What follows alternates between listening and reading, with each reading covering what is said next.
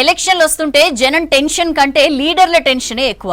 గెలవడం కంటే ముందు టికెట్ కన్ఫర్మ్ చేసుకోవడమే పెద్ద టాస్క్. ఇప్పుడు ఓ పార్టీలో లీడర్లు అదే టెన్షన్లో ఉన్నారు. ఒకరికి కన్ఫర్మ్ అయిందని తేలగానే మా సంగతి ఎప్పుడు తేలుతుందన్న ఉత్కంఠలో ఉన్నారట.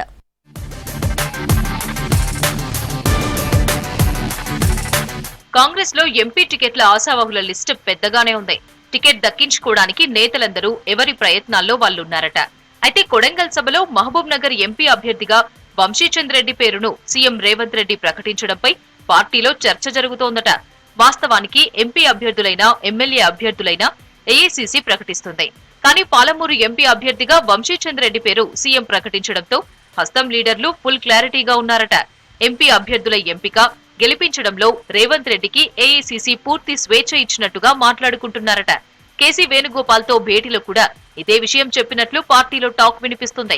అందుకే సీఎం రేవంత్ రెడ్డి పాలమూరు అభ్యర్థిగా వంశీచంద్ అని ప్రకటించినట్లు చెబుతున్నారు.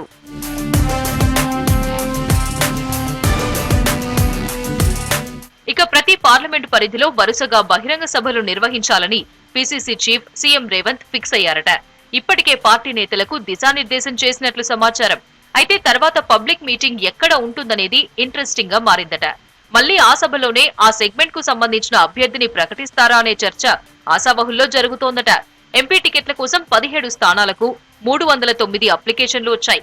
మరికొందరు అప్లై చేయకుండానే టికెట్ కోసం ట్రై చేస్తున్నారు. ఇతర పార్టీల నుంచి వచ్చే నేతలు కూడా ఎంపీ టికెట్ కోసం ప్రయత్నాలు చేస్తున్నారట.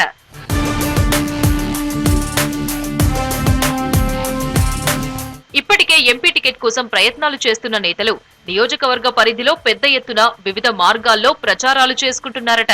వంశీచంద్ రెడ్డిని అభ్యర్థిగా ప్రకటించినట్లుగానే మిగతా నియోజకవర్గాల్లో పబ్లిక్ మీటింగ్లు పెట్టి అనౌన్స్ చేస్తారా లేక ఎన్నికల నోటిఫికేషన్ వచ్చాక ప్రకటిస్తారా అనే డిస్కషన్ లో పడ్డారట ఆశావహులు.